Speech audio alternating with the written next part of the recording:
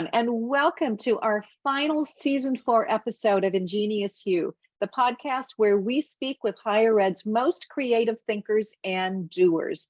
Today's guest is someone who I think was perhaps born to innovate. It seems to be in his DNA. Dr. Melik Khoury is the 11th president and CEO of Unity Environmental University, formerly Unity College, headquartered in New Gloucester, Maine. He holds a doctorate in business administration from the University of Phoenix, an MBA from the University of Maine, Orono, and a Bachelor of Science in Business Management from the University of Maine at Fort Kent. During his time as president, he has successfully led efforts to transform Unity Environmental University into a sustainable student-centric institution of higher education by focusing on 3 core principles: affordability, accessibility, and flexibility. And as a result, he has expanded its programs while growing its enrollment and national footprint exponentially. No small feat. So I'm really looking forward to digging into how you did this. Dr. Khoury is a board member at the Maine Campus Compact in Unity Environmental University, and we will include his full bio in the episode show notes, as we always do. Melik, it is my pleasure to welcome you to the Ingenious You community. It's my pleasure, Melissa. And after that intro, I'm not sure I can live up to the podcast right now. Oh, I think you already are living up to it and some. So we like to start by learning something about the background of our guests. And according to your bio on the Unity website, your passion for education started at an early age. And so can you give us the backstory for your leadership journey? 2 specific things here. How did you wind up as president of Unity Environmental University? And then what are the most significant influences that shaped your journey? Absolutely. I think for me, I was born in West Africa in a small country called Sierra Leone. My family quickly immigrated to a country called Gambia, also in West Africa. So I grew up really knowing that education is a pathway to transforming your life. And so when I was lucky enough to get a chance to go to a university, I very quickly then began to realize just how lucky and privileged I was for an opportunity that I truly believed should be a right for everyone. And so I dedicated my career with some very strong mentors in the humane system, and then going to some private schools in New York, then the Midwest, then back to Maine, really trying to understand what it is about this thing that we call education that makes it actually tick. Why is it important? And why is it so difficult for something that we all say everyone should have, yet so few have access to? And so, having worked in education in multiple roles, ranging from academic affairs to finance, to enrollment, to student success, to athletics, I was one of those lucky few to be able to see an institution, small, big, R1, private. I really got to kind of learn from the ground up what is tradition, what is policy, and what is actually something that we need in order to provide a higher education that everyone can access. And when I came back to Maine and joined Unity, I worked for a brilliant man who really solidified Unity College as truly America's environmental college back then, being the first in the nation to divest its endowment portfolio from fossil fuels. And when he retired, the board asked me to take on the role and kind of take what he did, which was really put us on the map as an environmental institution, and make that more accessible to more than just those who can afford the traditional construct of higher ed. And here I am. People can have a lot of experiences and not necessarily learn from them in the way that you have. And so it sounds to me like you may be naturally a curious person, because you talked about asking why. And so I think that's probably also maybe the way you're wired which has perhaps had an influence in leading you here as well? Yeah, I think, sometimes you don't know how lucky you are until you reflect back in life. But I grew up to a family that were, we owned a small restaurant on the coast of Gambia. And so I grew up with exposure to all of these cultures. The Europeans were there, the Americans were there, the Canadians, the East Europeans, the Asians. So I grew up with all of these different perspectives in a formidable age. So I did not kind of grow up with like one perspective. So to your point, I was just always so curious about, like my American friends whose parents used to come to my, parents' restaurant. They would bring these really unique games that as a young African boy, I would have experienced. I got to learn about Star Trek, and I got to learn about Dungeons and Dragons, and I got to learn about all these different cultures. So yes, curiosity is something that not only, trying to understand everything at its lowest common denominator, but it's also something I actually look for when I'm hiring colleagues, because you can teach anyone skill. But having somebody just genuinely wanting to break something to its lowest common denominator and building it back up instead of just taking things at face value is something that I pride myself on. Yeah. No, I couldn't agree more. It's absolutely critical, particularly in today's environment, right? Which we're going to be talking about. So the next question has to do with unity. And so for listeners, and we have listeners all over the globe, who are not familiar with unity, what is most important for them to know? Sure. I think Unity Environmental University is, in many ways, understanding that we live on planet Earth, and the relationship between people, profit, and planet is very important. And I think that there are a lot of misconceptions about the environmental sciences and climate change, that it's all about either politics or activism.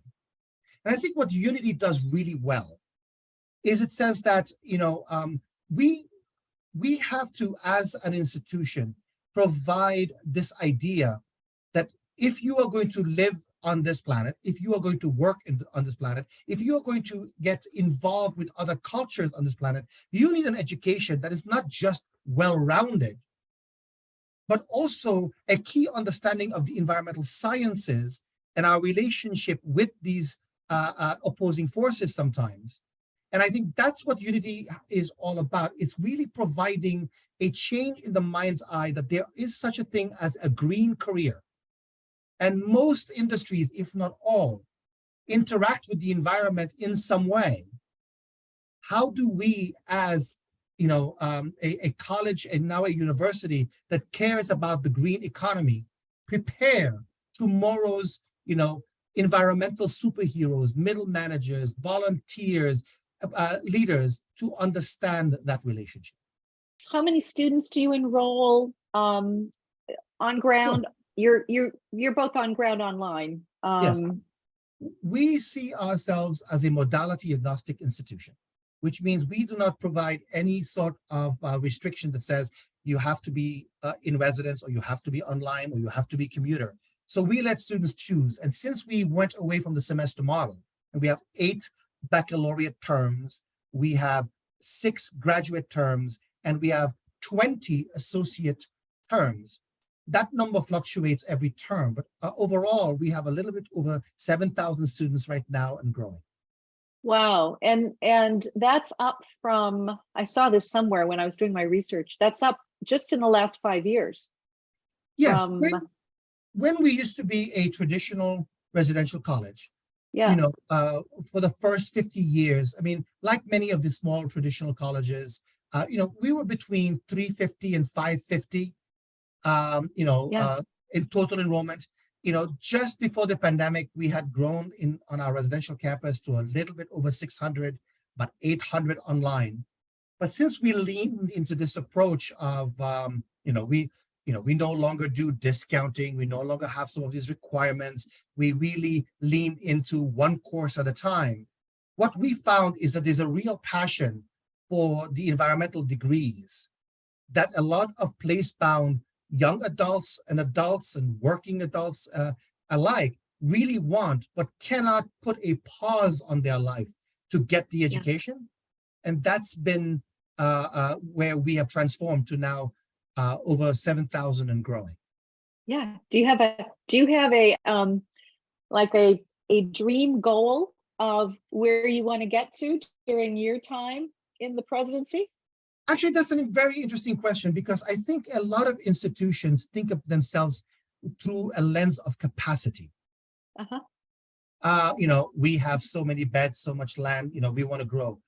What we are trying to do at Unity is create a scalable model where, as there is interest and as interests change, we can grow with our student interest, we can pivot with our student interest, and really, as long as we have a model that is scalable, we don't actually have to put a fictitious goal simply to hit a mark. We know that we need about 3,000-4,000 students for our core financial fixed costs to stay solvent.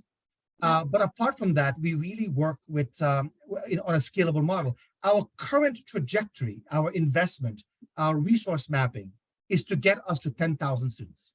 Yeah.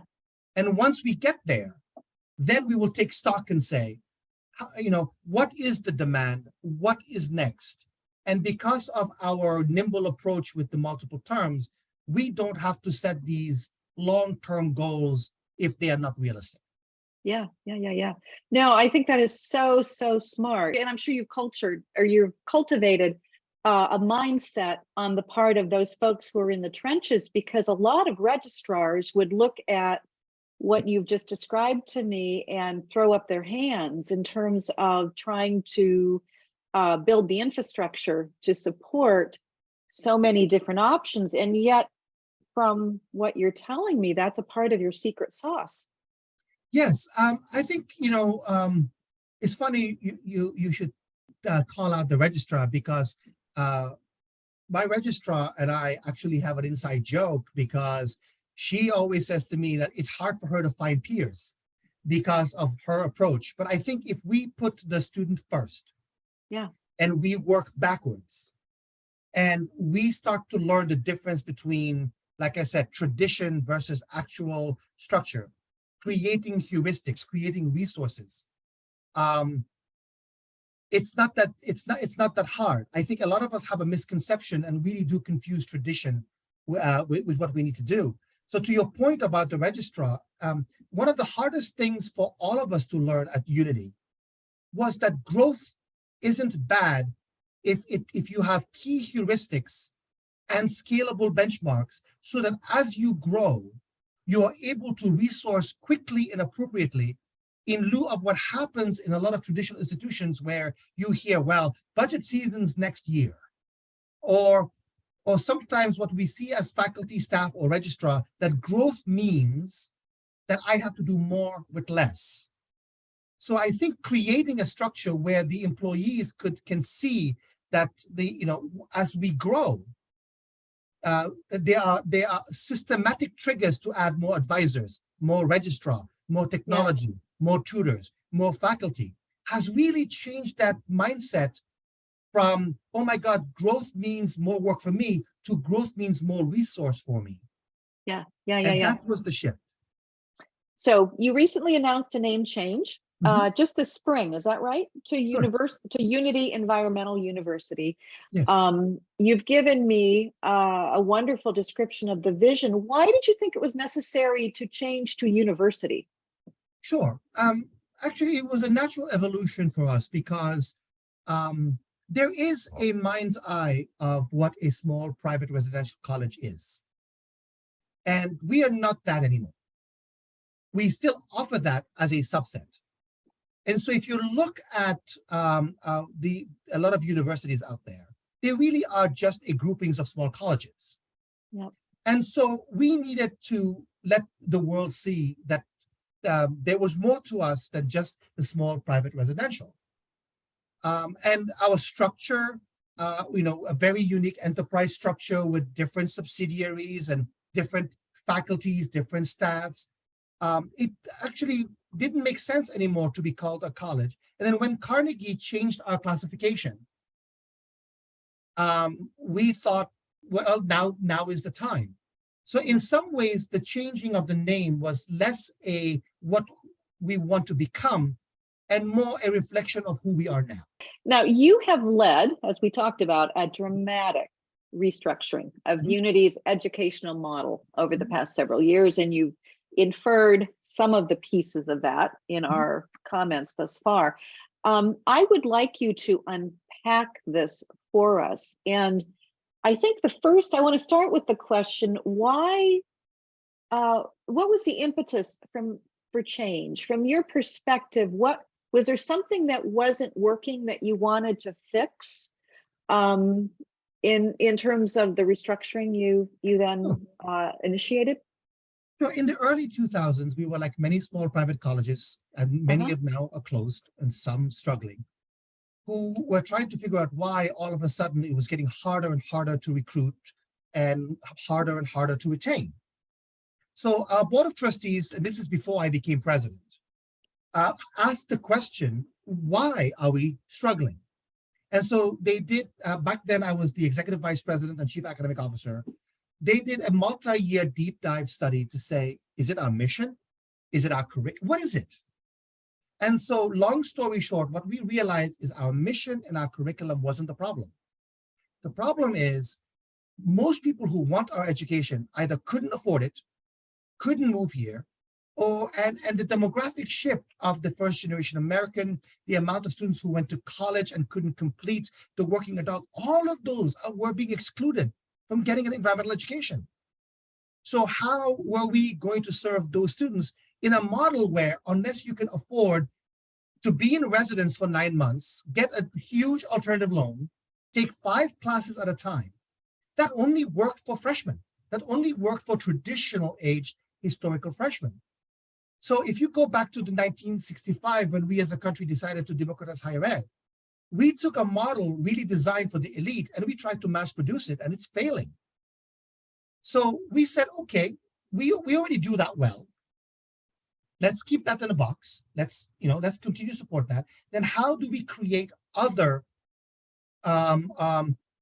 systems that better support other students without having to have all of them compromise? Because the instructional designers and the faculty members who are experts in asynchronous online, having to compromise with the faculty members who are very good at expeditionary learning, was just trying to just put everything in one giant gray box.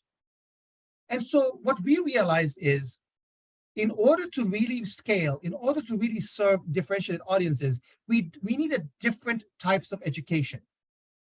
And then we realized that making that was almost impossible, because most of us, our governance structure was designed around the elites who were either significantly endowed, which meant that their entire worry was basically giving big scholarships, or discounting to the point of extinction to look like them. Yeah. Once we decided that wasn't the case, we had to come up with a new model. And that's what was the impetus for this transformation. Yeah, so let's talk about the model. What are the building blocks? What are the most important specific things that you did in terms of the restructuring? Well, 2 things. One was governance, one was operations. So most bylaws were designed to be more consensus-based. So as a board, we had to prioritize change over consensus. So we moved from a majority, you work in higher ed, right? Instead of having votes, instead of deans and directors and executive directors having to get groups together and work towards the yes, we went to a role, scope, and authority approach where each position had authority. And so then the conversation changed from, I need your advice to make a good decision, instead in lieu of I need your vote in order to move ahead. Huh. And so that shift was significant. It did not come without some trials and tribulations.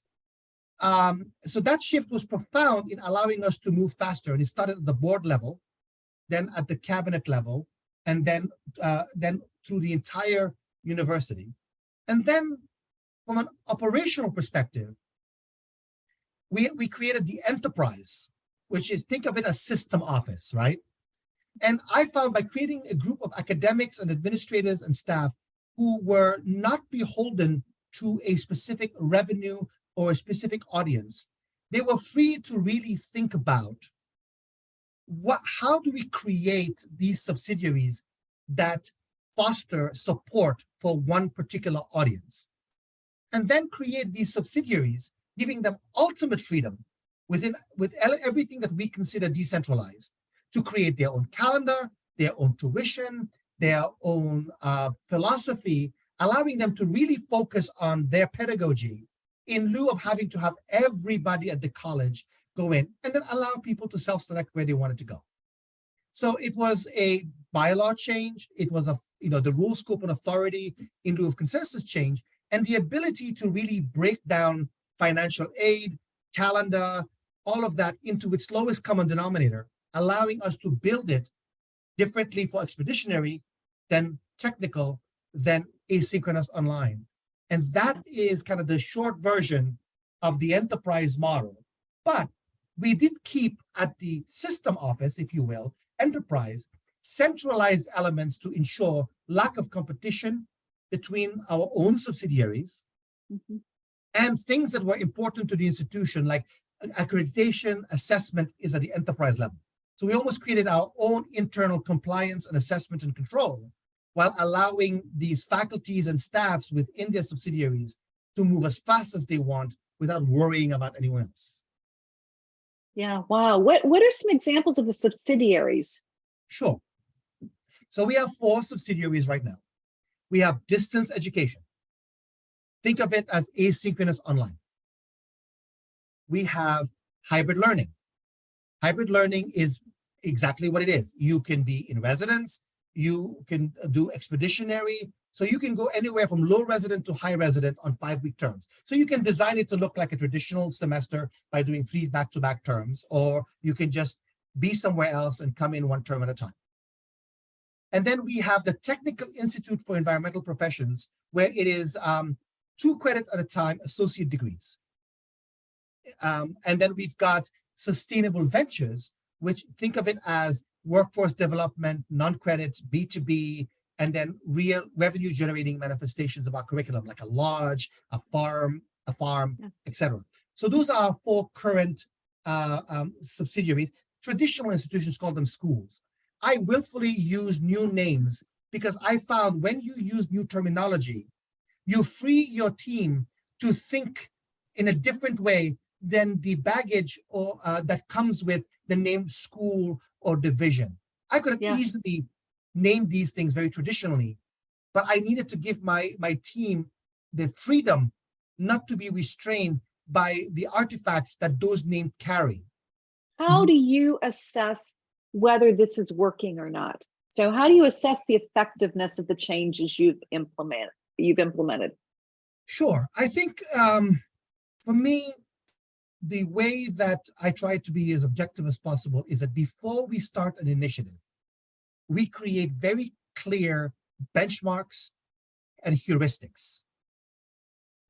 And then we measure against those quarterly so that we don't make emotional decisions. What is our perceived revenue for that? What is our pedagogy? What is our success rate? What is our tuition? So therefore, what services can we or can we not offer? So one of the things I have found to be very, very helpful is to define success, both philosophically and structurally before launch, and measure against that. And if we're doing much better, change it. If we're doing much worse, evaluate why. I find when you do that, then it gives you the opportunity to single out what in this construct isn't working, instead of trying to put all of the problems into one giant solution, which sometimes then becomes overwhelming. So when we created distance education, we wanted a a heuristic of what percentage of every dollar went to recruitment, went to instructional, went to advising, and the like. So one of the heuristics we created, for example, is we wanted one dedicated advisor for every 250 students. Now, the national number for online schools is much higher than that, right? We wanted a persistence rate from term to term between 78 and 85. And so, so that's one idea of one heuristic that we created, right? We wanted to make sure that the average program had at least 150 students in it, because it created the economy of scale that has allowed us not to increase tuition in almost 5 years. Actually, I'm very proud to say we actually reduced tuition a couple of years ago, not because we were in trouble, but because we had grown to an economy of scale where we were adding more advisors, more instructional designers, and less fixed cost, allowing us to pass that savings back onto the student. So those are some very small example. Another example is cost of acquisition. We are not going to go after success to the point where we can't serve our students and our employees appropriately. So we have a benchmark where if it costs more than X number of dollars to recruit for a certain market, we have to assess why. And so by putting all of these numbers together, we are able to, within 10 minutes, know what the problem is. And then we can discuss whether we want it to be a lost leader, or we need to invest differently, or we need to change direction. And what it has happened for us is the conversation stopped being about social capital and more about data. And so it's changed the currency of who gets what. That's a wonderful example in terms of the broader philosophy that I'm sensing permeates everything you do there, and that is that students come first, right? You're highly student-centric. Yes, yeah. and you know, sometimes some of the folks who are some of the traditionalists will say, well, does that mean you have to pass everybody? No, students have the right to fail, right? Students have the right to make mistakes, and so it doesn't change that. I know that's sometimes a red herring where people argue when you talk about student-centric, but when the one thing we don't compromise on is the curriculum. But apart from that, we want to meet students halfway. We want to do everything that we can to minimize the old Tinto model of there's a lot outside of academics why students can't continue. Yeah. And we also know that our tuition price point, we can't help everyone, which is why on our website, we were very, very clear that based on our tuition price point, if you don't have this level of reading, this level of math, this much time, this much this much that, it is going to be difficult for you to succeed here. So not only do we are very upfront about what we can and cannot support, but at the same time, we do our best to say, what can we do to help a student? And that's why this subsidiary model, we call them SEBUs, Sustainable Educational Business Units. Because as a community student for our technical institute for an associate degree shouldn't have to pay the same tuition as our graduate student or our baccalaureate student. And they also don't need the same amenities. So by looking at it audience by audience, now, are we perfect? No. Do we have a long way to go? Yes, because 3 years ago, we were 400 students. But we are trying every day, put the student first, don't compromise on our curriculum, give them an opportunity for success in an ever-changing world. So now I want to go back and ask you about the board, because you had mentioned that when you were starting the restructuring, that you started with governance and with your board. Did you have to change up the board over time? Or, I find it quite unusual that a board, unless they're just structured this way from the beginning, would be able to embrace and move with that level of change. So has governance changed at the board level? Significantly. Yeah. It was one of the first things we had to change.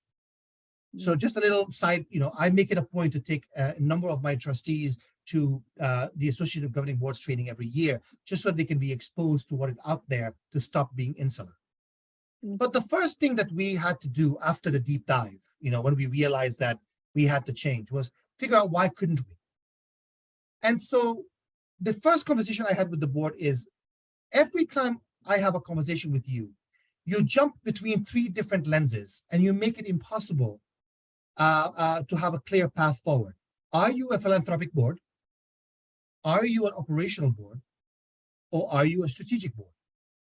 And while in some level you have to be all three, what is the dominant lens when there is conflict? So it took us 6 months to figure that out. Once the board by themselves determined that they were a strategic board, then operational and philanthropic decision-making had to become secondary. So then, using that lens, we did not need a large board because they weren't predominantly philanthropic. We did not need them helping with bake sales or management because they weren't operational. Once they self-identified as a strategic board, then we started to look, do our bylaws actually reflect that? Do our role, scope, and authority reflect that? Are some of us in the board now no longer feeling like this is the right board for us because we came in under, whether it's philanthropy and the like? And by doing that and doing continuous improvement and training, we were able to naturally have people term off without it being a, leave the board. But there was clear expectations. Our governance chair, our executive committee had to take a very strong role on being almost the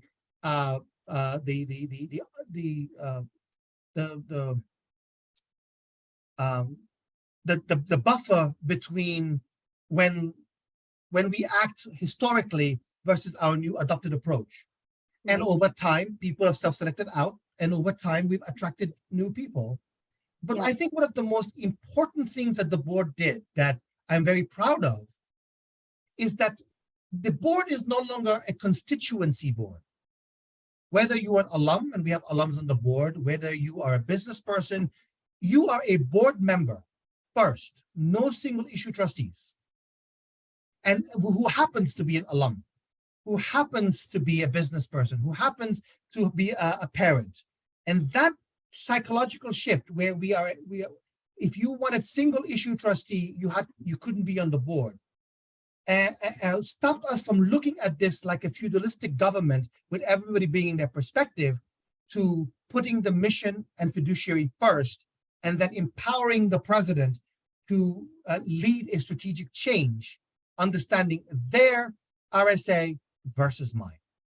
So let me switch gears here. I want to ask you about how you find opportunities. So, leaders who are successful innovators almost always have the ability to sniff out or to see or to cultivate opportunities that others aren't always able to see. So I'm curious how you have identified opportunities. If there's a story you can share, how do you surface a good idea or a new possibility? I think in higher ed, that's actually easier than you would think, because we in higher ed, if you think about it, we don't launch anything new until we are 100% certain. And the joke amongst my team is Air Force pilots make decisions with 70% of information. Academics make decisions with 180% of information, but that's after a few more committees to discuss. I like us to make decisions with 30 to 40% of decisions, but also very quickly cut our losses if we're going down the wrong path. So it's not as much as identifying the perfect opportunity, which is where I think many colleges and universities struggle, but be willing to have a strategic investment fund where you try new things, but then when it fails, don't just stick with them because somebody's pride or reputation is stuck to it. And so for me, it's about, I know that these sound like cliches, but they are true. It's about reading. It's about being aware of everything that is going on in industry and higher ed. It's looking at the behavior of your students. Here's an easy one, just to throw like a very small thing.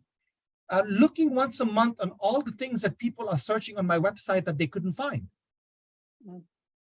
It's amazing what you can find if you know what people are looking for. Yeah. Using secondary data. If you have a hunch, find a market research firm or people on your team and try it.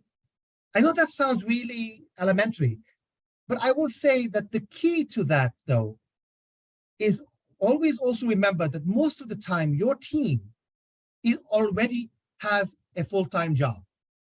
And the other mistake many universities and colleges do is they take a team that already has a full-time job. They want them to continue that and then try something new. You have to create that space, whether it's backfilling the employees who are going to be doing something new or bringing in new people. And not because the people who are there aren't good enough, but because they already have their plates full. So that's the combination, is resourcing appropriately, trying new things, and as the president, I spend a good couple of hours a day scanning the environment internally and externally to see what is going on, and then bringing a team together and say, I have a hunch, and they go, that's insane. Okay, sure. Or let's try that. Ooh, I want to look at that.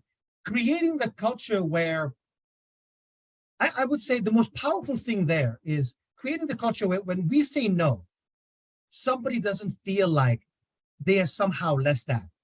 Because one of the things I had to learn in academia is we would rather fail a dignified, die a dignified death than have somebody say no to us and feel ashamed. Changing that culture took about 6 years. Those are all very, very important. So can you talk to me about how one balances tradition, respect for tradition with innovation? That's a tough one. I think first, you need to know what is tradition and what isn't. A lot of people confuse tradition with policy. I can't do that because the accreditors. I can't do that because the auditors. I can't do that because of the Department of Ed, when in reality, it's their own internal policies and traditions. So I think for that one, you as the president, you as the leader of any subset of an institution, have to really understand what is policy, what is regulation versus what is tradition. And when you actually break that down, it is amazing the opportunity you have than just taking something at face value. I will give you a very specific example. When I went to my financial aid director and said, I wanted one course at a time, I was told that's not possible because you needed to take 5 classes to be in residence and be in residence in order to get financial aid.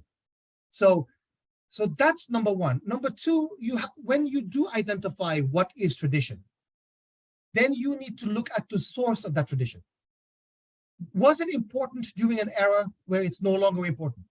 Is it important and should you keep it? And is it something that is sustainable? So tradition is important, but at what cost? But I do believe that if you learn what is actual tradition versus what is just what is actual regulation, the gap in there to make meaningful change is very, very wide. But a lot of times as presidents, as CEOs, as CFOs, we in higher ed have been trained to only take what people tell us. And our job is more to stop a stupid decision than actually make a strong decision. And that paradigm has to shift. Otherwise, nothing is going to change. So as president, you pushed back, obviously, Yes. but can you talk about how you did that? Because that's not easy, right? Sure. And most presidents, I don't know if you're reading the higher education, they're quitting by the droves. Yes, I know. Because to be fair, our position has not been clearly defined in this new era. Yeah. A lot of people see us as fundraisers. They see us as the patriarch. They see us as the person who makes everybody feels good. And our governance, our policies, our regulations in institutions actually empower presidents and CAOs and CFOs to stop change. It does not empower them to make change. And so that, I think, is a fundamental disconnect in higher education that hasn't been addressed. Now, don't get me wrong, that works very well for the elite schools, the R1 schools, the significantly resourced schools. But if you are tuition driven, or if you are serving an audience that is dwindling, your operating model is your number one failure. So what do presidents and CAOs and enrollment people do? They increase discount rates because they are not willing to attack the core problem. They make requirements, everybody has to be in residence so that they can get more revenue. So we will do anything but face the core issue. Because when you do, then the anonymous letters to alumni go out, the knives come out with misinformation, and most of us in these jobs were not built to take a punch in the face. Yeah. What is it in for us? This is not for profit. We don't get commissions. Right? This is not our business. So I think for me, my drive to provide access to education to a population that is seldom overlooked, and my drive to prove that environmental education is key, because you can graduate as many Stanford grads as you want leading environmental change. But if the people that they hire, if the people on the ground, if the middle managers and the communities do not understand the relationship between the ecology and the economy and humanity, then forget about the dire issues with social inequality and income inequality and racial inequality. The educational inequality is the core issue here. So an environmental education for all, which is the vision for people from all walks of life, I had to look at my board and say, you guys do understand that I might never be hired again by any institution. I might not even survive this change because most people don't. And so we had to create a system to look at the outcry objectively in order to get to this point. And so for me, it was about making the decision to do something in lieu of the decision not to do something, face the consequences, and have the constitution and the passion and the team, and to be able to explain the construct of stop avoiding the storm, start to learn how to dance in the rain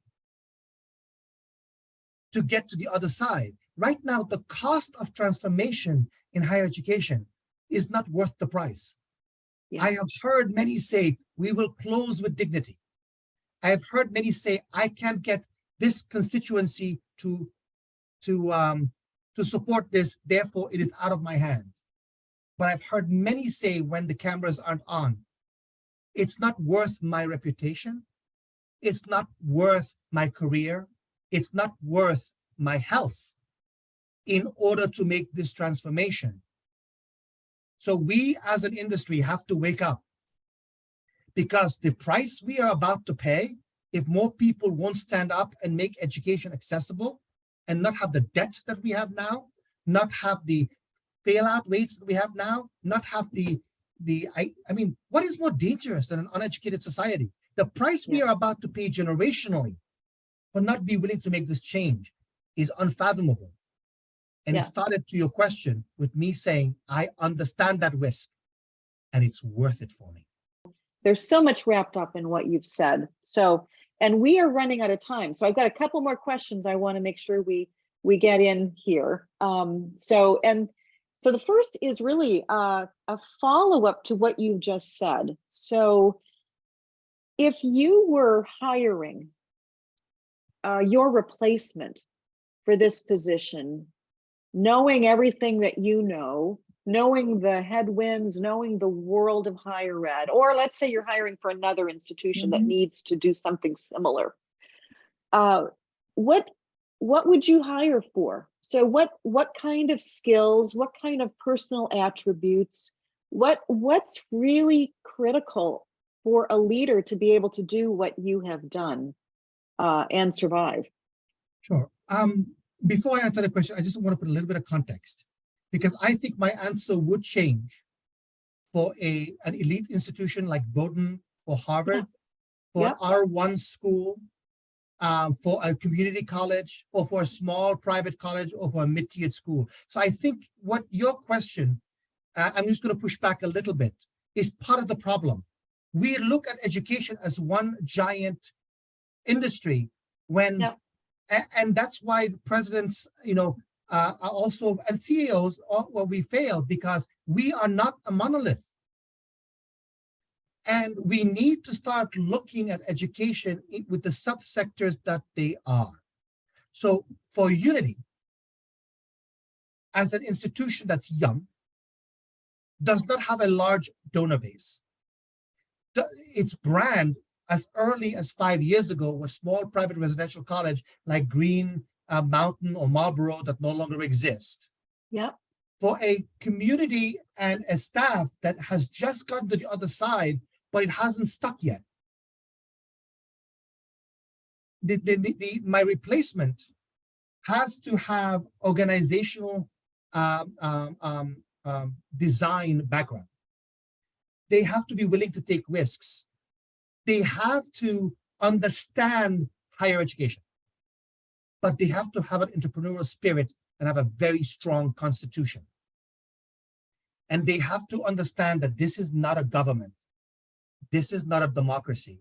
This is a 501c3, where we are stewarded with over 200 employees, almost 10,000 students, and our decisions will determine whether we go by the way of Casanova or become something different. I will end by also saying you can also not prioritize any audience or any modality as the true institution, and everything else is auxiliary revenue or sub. This is a big mistake when colleges try to expand. They have the real student, they have the real campus, and everything else is second citizen. You have to treat every audience with the ability to, and merit for their own weaknesses and strengths. And that is a fundamental mistake new presidents do.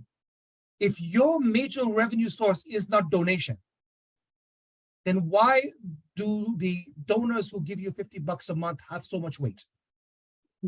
That is why the president who has 80% of their budget for donation who's their primary audience? The donors. If you're a president who most of their resources is federal, state funding, who's your primary audience there? Notice I'm not saying students because we all serve students. But if ultimately you're not subsidized by the federal government, the state, or donors, then the best asset you have is your human resource. And you've got to figure out a way for your team to see growth of the institution, growth of the revenue as growth for them. Instead of what I see in higher ed, growth for the institution means more work for me. You do that, you change culture. So here's the final question.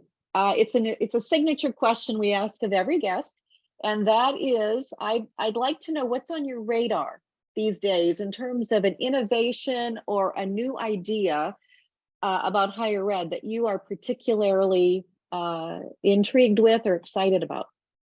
Sure.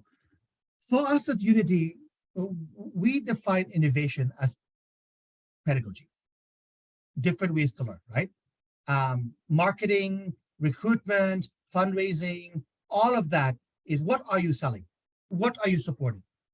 So for us, the idea of continuing to expand pedagogical excellence in differentiated subsidiaries is what's next for us. So right now we do asynchronous online pretty good. We've always been good at expeditionary learning and residential. Our next 3 looks is what does it look like for high flex in lieu of asynchronous or expeditionary? What does that mean? Because a lot of words are used in higher ed. What is the role of VR in access? What is the role of AI? What is the next way to provide a way of learning for students? What is the next credential? What happens to the folks who don't want a degree but need some training and upskilling. So for me, the next innovation is how can I create more subsidiaries who are absolutely brilliant learning design specialists, faculty and staff in all of these pedagogies? And then how do I create a curriculum above all of that that allows a student to choose their experience the way they used to choose their degrees in the 90s? Oh. And have each and every one complicated at the back end, but simple at the front end, allowing a student to go with us, to grow with us, to take a 2-credit course, to take a micro-credential, to really be able to go with a student wherever they may be in their life, from a military vet to an upcoming freshman, to a gap year, to somebody working who only needs the skill. Because the content will never change. Chemistry is chemistry, biology is biology, math is math, business is business. Contextualizing this for their careers and their passions, and creating different modalities and approaches from unfacilitated to sitting under the mango tree, and making it accessible to those who can afford alternative loan. That's the future. Education has to become second nature and not just something we all hope we get a scholarship for. Yeah, I love that. And I can hardly wait to see that come to fruition. So I have a clear sense your work is not done. So thank you so much, Melik, for this inspiring conversation. Thank you, ma'am. I will end by saying to you, I make a joke at commencement. I always quote, free your mind, and then the rest will follow. Yeah. And I think that we in education are entrusted with knowledge. Let's stop hiding behind it and let's start innovating, because otherwise somebody else is going to do it. And I would hate to see us become such a society that only knows how to do things and don't know why. That would break my heart.